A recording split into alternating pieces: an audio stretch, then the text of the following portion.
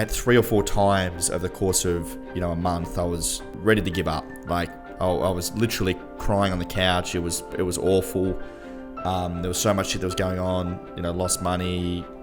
It was just a nightmare. In my early times of like starting the other company I was part of, like I remember vividly, like I was driving myself into the ground trying to prove myself to someone I didn't actually know. I was doing work with my therapist at the time because I was like literally like I was crook. I was like working ridiculous hours. I just could not stop because I was trying to beat someone.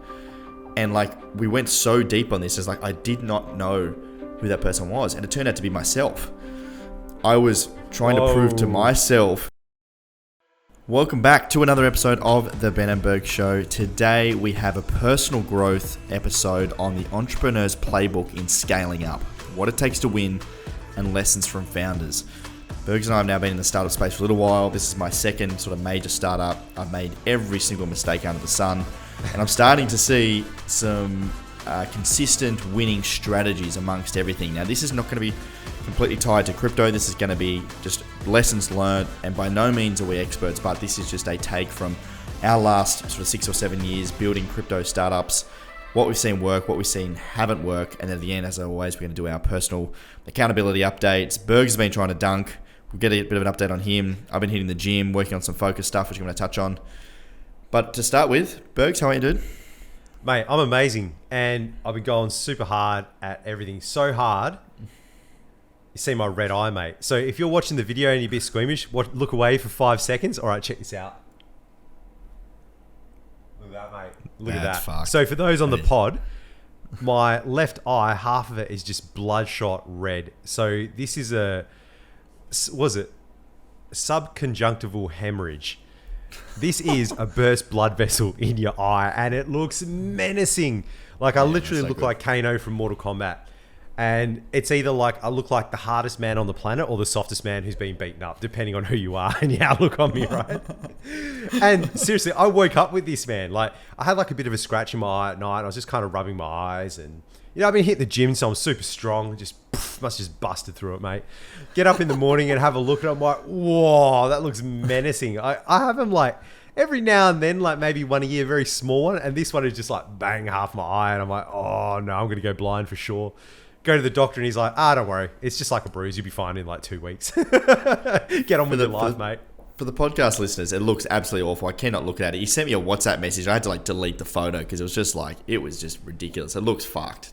Oh, mate. But anyway, that's what happens when you do your first That's what happens when you do your first little bit of work for in ever. These things happen. It's because I'm carrying the team. Not only is my back broken, now I'm busting out my eyes, mate. Jeez, it's actually because you opened your eyes and actually fucking did something once. But anyway, moving on.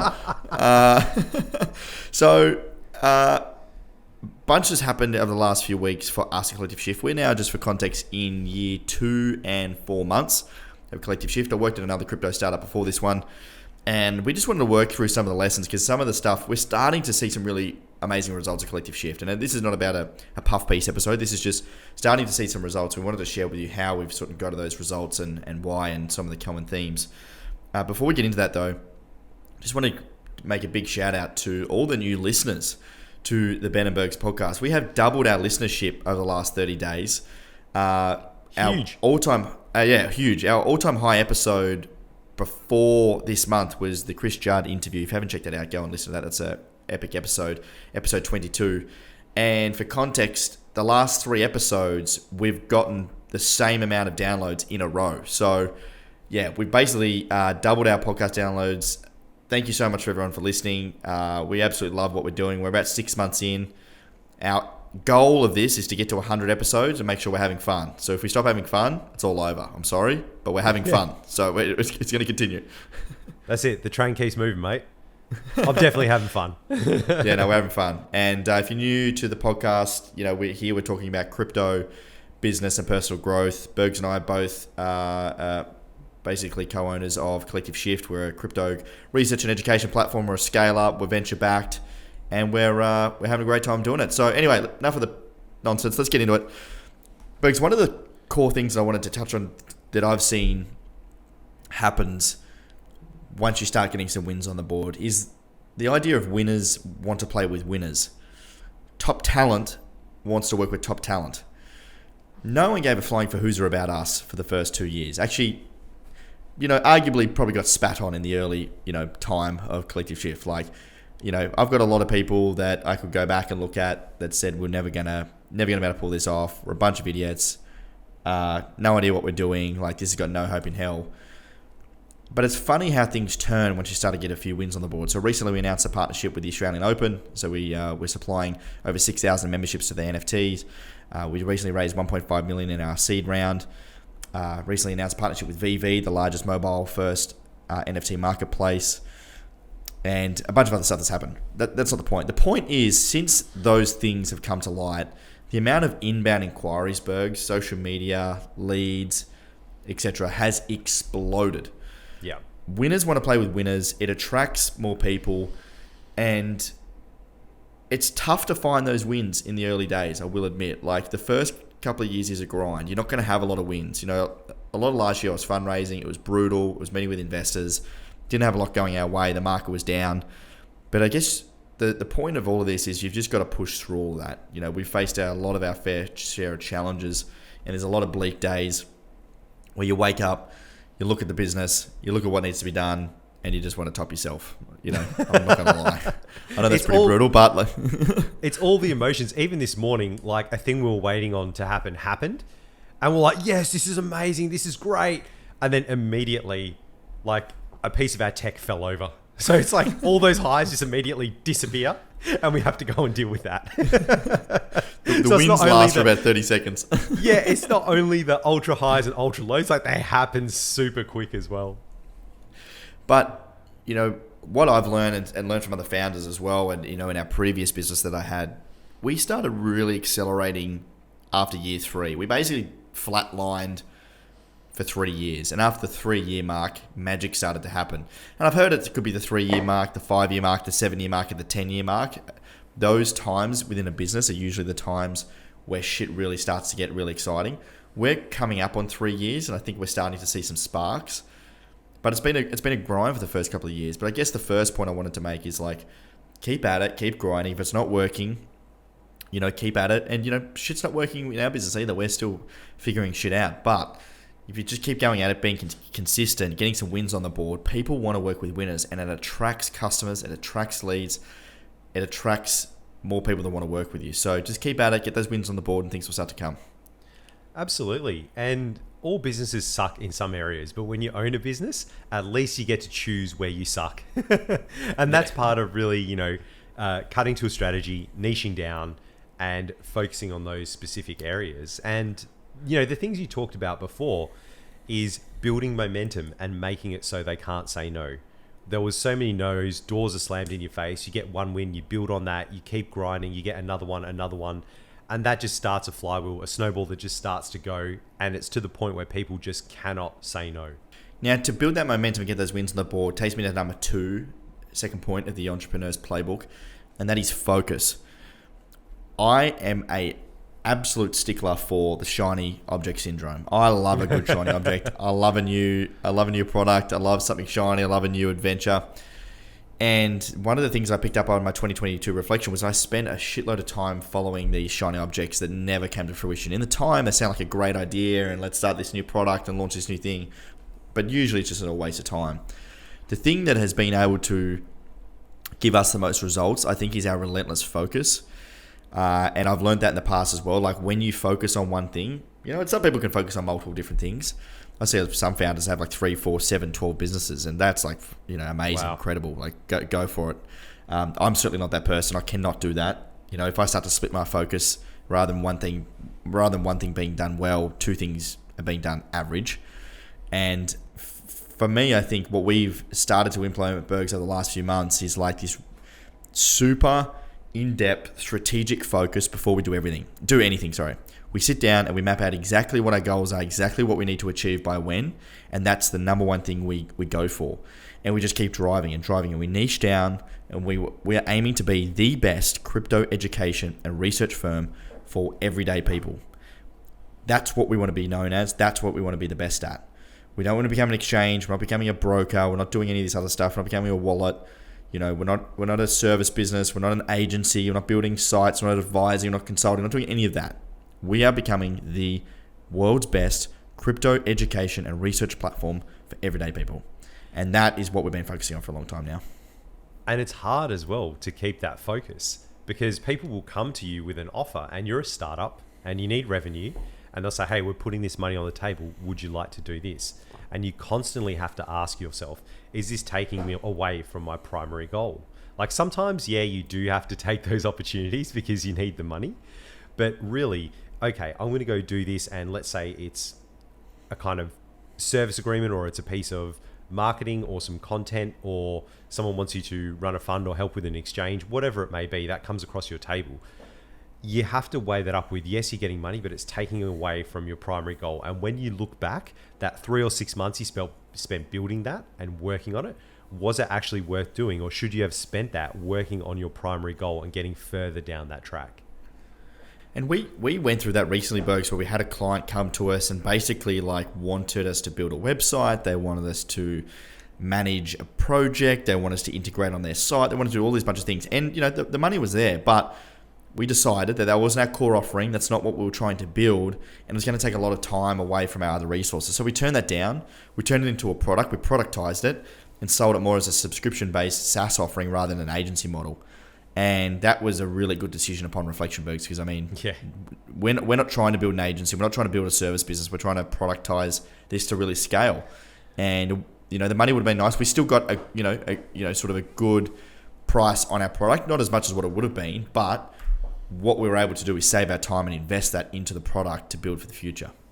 Exactly. And if we didn't do that, our time would have been spent building custom websites and integrations, doing one-offs, dealing with a whole lot of clients, juggling that. We're essentially becoming an agency.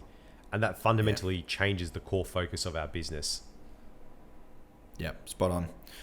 Number 3 of the Entrepreneur's Playbook is hard work. And I know this is kind of like a bit of a cheesy,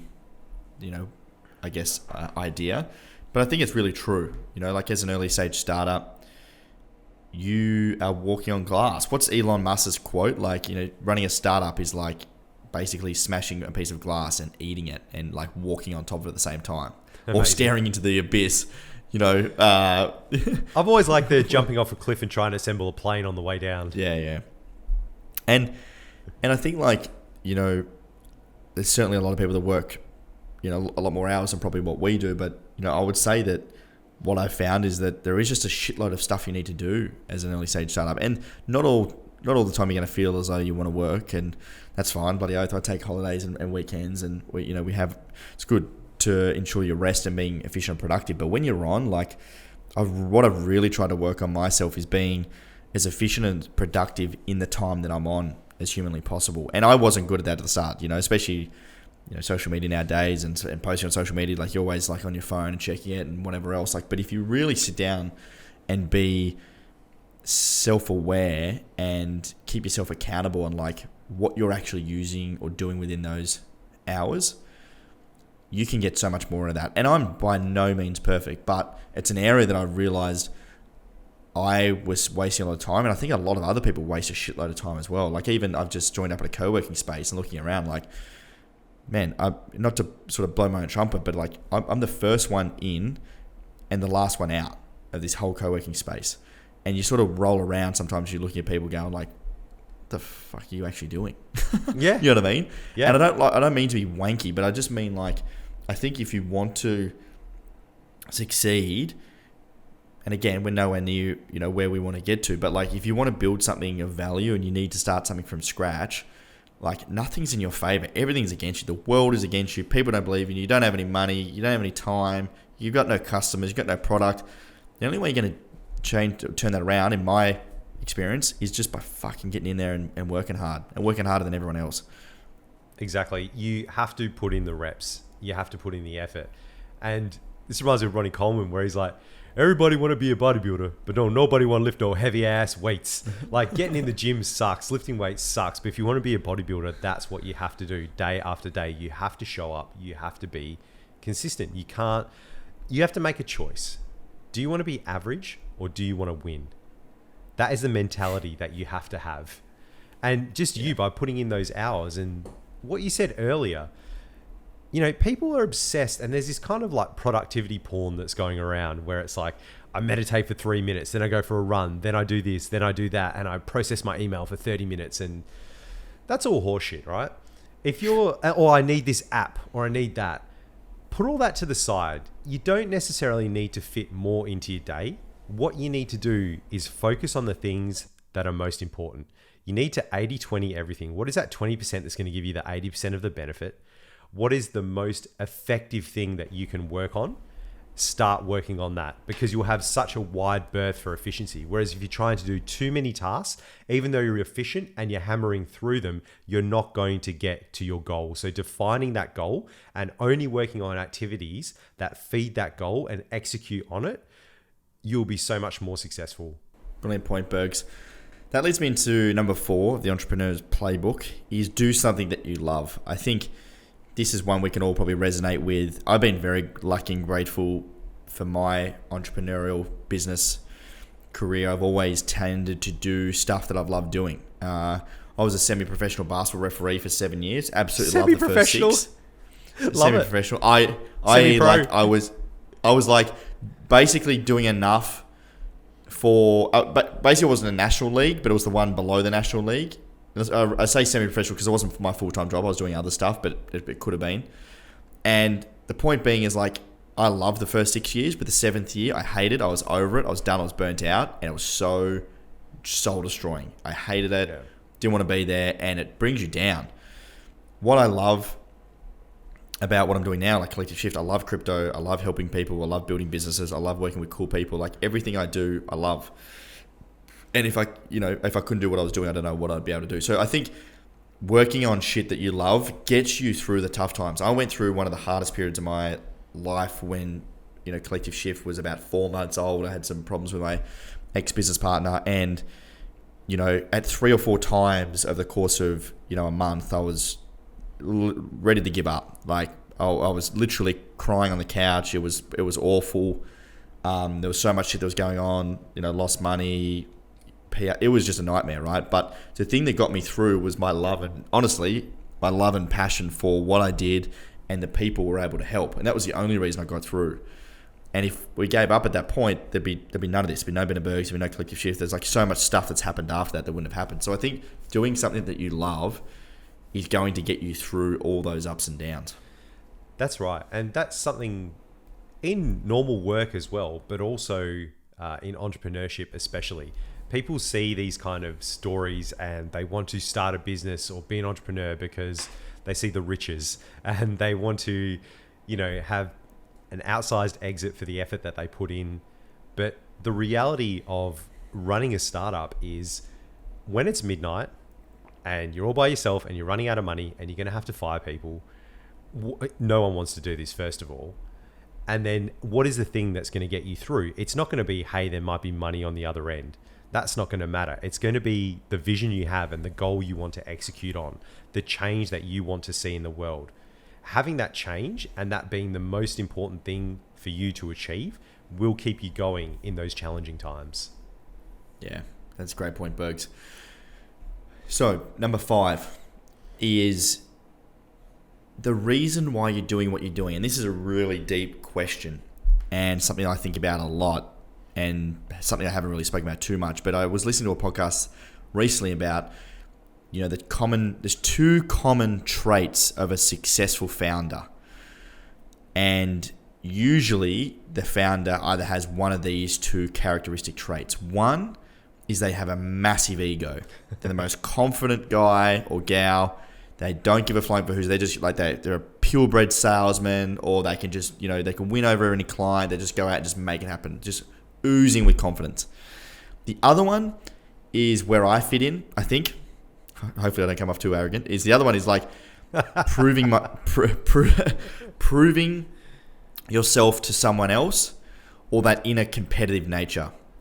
And in my early times of like starting the other company I was part of, like I remember vividly, like I was driving myself into the ground, trying to prove myself to someone I didn't actually know. I was doing work with my therapist at the time because I was like literally like was crook. I was like working ridiculous hours. I just could not stop because I was trying to beat someone.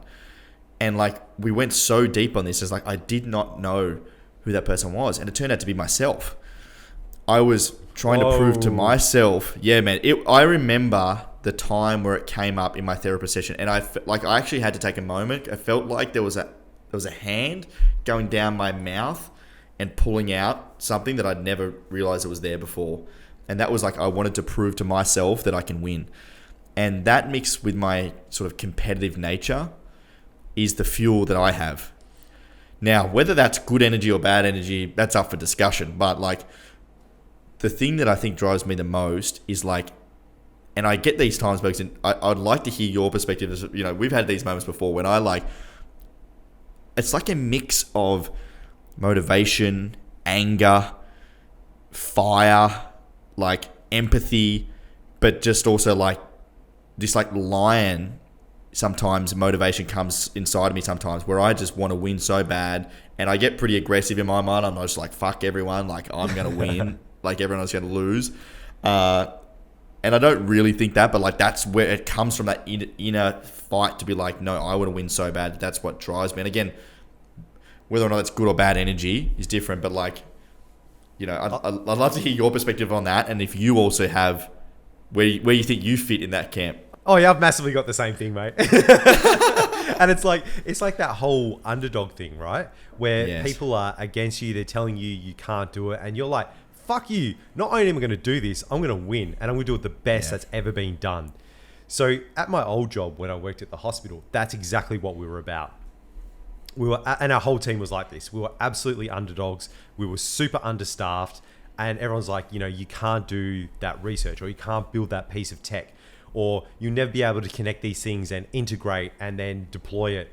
And I'm like, fuck you, don't put limits on me and tell me what I can do. And I went away and I went and absolutely crushed it, because that was the thing that fueled me. I know what I need to do to achieve those goals. Yeah, I'm pushing shit uphill, but I'm willing to do it. And I want to see all of their faces. I even remember being told no in all of those like top exec meetings, all this sort of nonsense. And I'm like, fine, I'm going to do it anyway. I'm going to prove you all wrong. And that was me going to them and trying to get permission, right? And it was really, really difficult. So I just thought, fuck this. I built it. They were willing to let me do that. And I built the demand side. So then all the clinicians, so all, you know, the doctors, nurses, physios, everyone, they started using the tech. And they're just like, this is what we want. This is the new standard. You need to build it like this. And I just thought, fuck yeah. It's that kind of rage and fire inside you where you're an underdog, you want to win, you want to prove to yourself, but also prove other people wrong. Yes, bang on. So for all those out there listening, whether you're an entrepreneur, whether you're trying to start a hobby, like a startup, or you have a side hustle, I find that if you can tap into that energy and find what really fuels you and push that towards the thing you're trying to deliver on, that will get you through the hard times. That's what got me through living in Dubai for 6 weeks on my own, trying to raise capital. That got me through meeting 180 investors and having 3 VCs convert, had 177 people say no. Like, you just get up and you just drive on that fuel. Because if nothing else, you're not going to have that motivation and sort of like energy or memory about why you're doing what you're doing. Yeah. Because at the time you feel like giving up, it's just around the corner that you'll start to see success. And I can say that as a fact that that's happened with me in 2 businesses now. At the time that you want to give up and it's all too hard and there's no way the business is going to work, it's just around the corner. I guarantee you'll start to find success. Doesn't that happen with everything in life? There's like this Jack Butcher thing here where it's a little graph and you just stop and you're like, this is pointless. And just after that point, there's like exponential growth. Yes. And people do this with podcasting where they give up after 6 episodes. They do it when they go to the gym after 2 months or something. They're like, nah, I'm not getting the gains. But, you know, the gains happen like 8, 9, 10 months, 2 years. Like, you know, when you really see those changes in your body. And just a simple thing, like you don't get fat overnight. And it's the same thing. You don't get fit overnight either. It takes time. Yeah, dude. And really, it's just making those hard choices. Consistency. Yeah, because like hard choices, easy life. Easy choices, hard life. And when you're talking about Dubai, I remember the day you landed and you gave me a call and you're just like, this is fucked. I don't want to be here. I think it was around the AFL finals time. And usually got there on the grand final day, like with all my buddies, and I was like, fucking in this place. I didn't even know where I was. You're in the middle of the desert. You got no idea what's going on. Usually you be with your mates down the pub, having a good time. They're all texting you. You're in this random desert. You have to go to these conferences and then you got translators there you never met. You have to hold an entire booth for like 10 hours a day, talk to all these people, work out how to speak to them, like culturally with the translator, and then talk to all these investors. You're just getting belted every day. And at the end of the day, you're in some random hotel in the middle of the desert. You got no mates. It was just, it's horrendous. Like, who would want to do that? I remember you looking at me going, who would want to do this shit? And on top of that, we actually had challenges in the business, and we had to let some staff go that were really, really good staff members. And we're just like, on top of everything going on, who the hell wants to do this? This is just like, no human should have to go through this. It sucks. That is a great point, which leads us into, I don't even know where we're up to. I think we're up to 6 or 7 of the Entrepreneur's Playbook, is making the difficult choices, making them early. Don't be soft. Hard choices equals easy life. Hard life equals easy choices. Yeah. So what this means is like, and for context, I am naturally, I avoid having the hard conversation. I don't like it. I don't like confrontation. I will avoid it at all costs. And at every point I've avoided having the hard conversation, it gets worse. In every aspect. It always has. One of the things I'm really trying to work on, and I know deep down, my gut is usually spot on. Whether it be ex-relationships, whether it be ex-employees, whether it be a deal, whether it be, whatever. Always deep down, my gut has told me the right thing, but doing the hard thing is a whole other thing. And I empathize with anyone having to have hard choices, hard conversations. It fucking sucks. Hats out to everyone that's making them. Whether you're a manager, family conversations, hard shit is just fucked. Like, it's just not fun. Yeah. But on the other side, Bergs, after you make that hard decision, you make that hard choice, you do the hard thing. In every single circumstance, life has gotten so much better. Yeah. In my experience. Oh, and even with us in the business, like, we had a hard choice to make early on, and I think we only made like half the choice, and we should have made the full choice. And we thought things were okay, but then we ended up suffering even longer. And if we would have made that choice earlier, we would have been so much further ahead. But because of, I don't even know what to call it, maybe our feelings and us not wanting to make that hard choice because it was so difficult and it's so uncomfortable, we only did the half choice, not the full choice. And that came back to bite us. Yeah, totally. And I have a lot of conversation, and we're not perfect, by any stretch, and I will still continue to struggle to have these hard conversations. But I think once you go through it and you do those conversations, you realize you needed to do them. You learn and you move forward. And I had a conversation with another founder this morning who is having some troubles with, or, whether or not troubles or some complications with their co-founders, and they haven't had the hard conversation. It's and I've been there. You just go for it and just figure it out later, because what's something of nothing if you don't have anything. But then the longer you get, the more you build, the different feelings people are having. People think they're on different levels. It becomes really complicated. It becomes really hard to deal with. So I'd urge you, if you're starting out a new business, if you've got business partners, you've got whatever, although you might not think it, I've 100% from experience can tell you, have something written down, have a contract, speak with your lawyer, have the difficult conversation early, because I guarantee it will save you if things go sour, and it also set you up for success, so you don't need to have an even harder conversation down the line. Yep. I saw an interesting tweet where it was like, have the relationship with your co-founders like you trust them completely, but write your contracts like you don't trust them. And I thought that was great. Yeah, also, I love that. That's perfect. With us, we have a weekly strategic meeting, and at the start of that, I've put a thing at the top that says, are there any elephants in the room? We need to point to them. We need to kill them straight away. Because even though there's a little thing, like, you just go on with your normal meeting, you go through the motions, you talk about stuff, you be strategic. But there can be little things that are bothering you, and the earlier you bring them up, the easier they are to fix and kill. The longer they fester, they get stuck in your mind, they keep recurring, you need to bring those up, even if they're the smallest things. And they can seem awkward and weird. Some of them are really difficult conversations that you just need to have. No one wants to have them. This is what leadership is, right? It's a series of conversations that no one wants to have. That's perfect, man.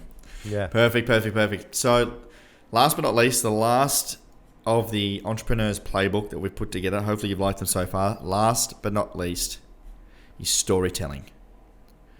And I like the idea of storytelling. It's something that I didn't have in my arsenal, my toolbox, and I'm still working on it. It's something, it's a goal of mine to work on it this year. But storytelling has helped me a lot. Storytelling can help you in a bunch of different ways, and Berg's got a lot of thoughts on this. But from my experience, storytelling can captivate someone who doesn't know you at all and take them from nobody to a friend, nobody to a customer, nobody to a co-owner. It can explain things in much better ways. It can engage people in much better ways. It creates better content. People can relate with storytelling. And I think that's one of the things that was key in us being able to raise capital last year, was my storytelling. Because I started to raise capital, tried to without storytelling, it failed miserably. As soon as I added it in, people were willing to talk to me and they were willing to listen. So storytelling is a big one. Bergs, I know you have some thoughts on this. Storytelling is everything. You need a chief storyteller in your business.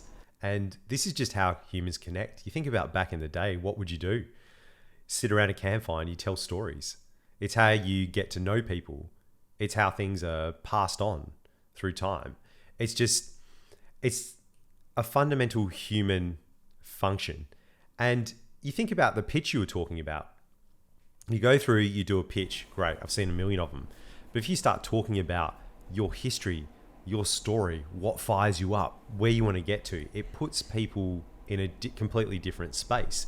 And as much as people don't like to admit it, emotion is what drives our decision making. You look at any decision science, we are not perfect rational robots. We don't do that. You need to activate that emotive part of the brain. And if I can connect with you as a human and I could be like, oh, that guy feels that.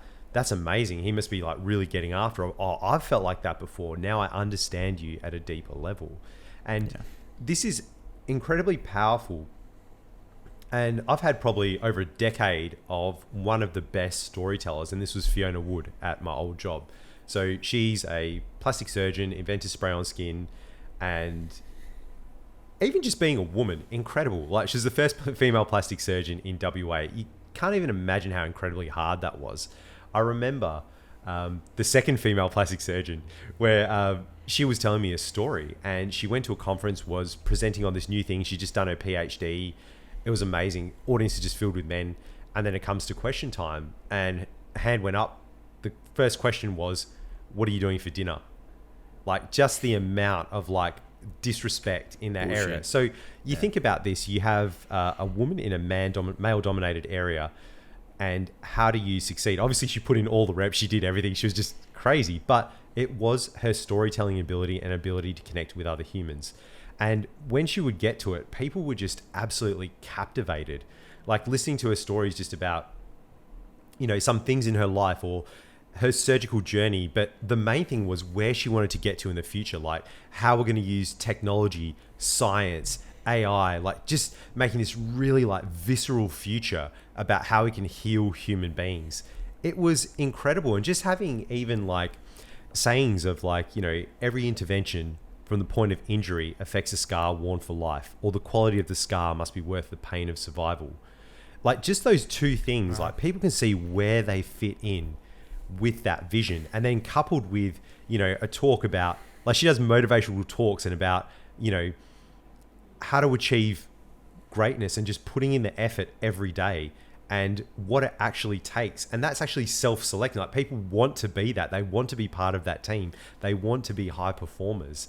And being around that and seeing what it can do, like this is one of the key skills for transformational leadership. If you want to get from, like, say, a 1 out of 10 to like an 8 out of 10, this is what you need to really drive that team. Those stories that stick in your head. And if people think back in their lives as well, it might not necessarily be stories, but it'll be shared challenges that you've overcome as a business where you thought you were going to die and you all got together, or you had a crazy deadline and everyone worked the weekends and you achieved it.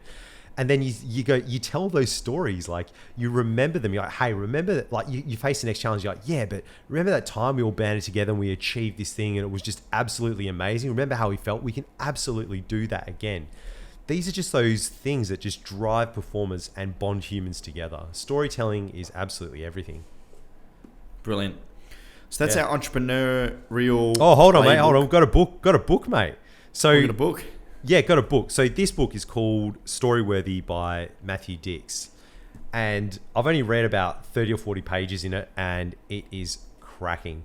Like, he teaches you how to put a story together. He's a 36-time Moth Story Slam champion and 5-time Grand Slam champion. And storytelling is not just for business. It can be telling people about your life. It can be when you're on a date. It can be through if you're doing a negotiation. Storytelling is absolutely everything. It takes you from just telling people what you've done or your point of view to them really understanding and feeling what you're about. And storytelling helps a lot in things like persuasion as well. If you want to get someone across to your point of view, highly recommend doing this. And if you need to grab a book, Storyworthy by Matthew Dix. Brilliant, man. So that's our, I think there's either 7 or 8 there. I'm not sure how many. The Entrepreneur's Playbook in scaling up, what it takes to win, and lessons from founders. Again, Bergs and I co-owners of Collective Shift. We're building scale-ups. We've been doing it for a long time. And that was our lessons. By no means are we experts. Take it or leave it. Agree, disagree. That's our personal opinion. Hopefully that's helped. And yeah, that's basically it. So before we wrap up, though, as always, we have our... as our personal growth episode, we do a meme of the week, which Berks always finds a cracker meme for us. We have meal of the week, so our best meal of the week, where we give it a bit of a review. We love our food, we throw that in as well. Plus, Bergs and I also try and keep each other accountable on the podcast. So I'm going to give a bit of an update on my gym. My goal was to try and get to the gym 5 days a week, and also my social media and ramping that up. And also, Bergs has been trying to dunk, so we're going to try and get into that right now. All right, let's do it, mate. Bergs, I'm busting for a piss. All right. Can you give me 1 minute and then Sure. we'll do... Sure. Thanks, man.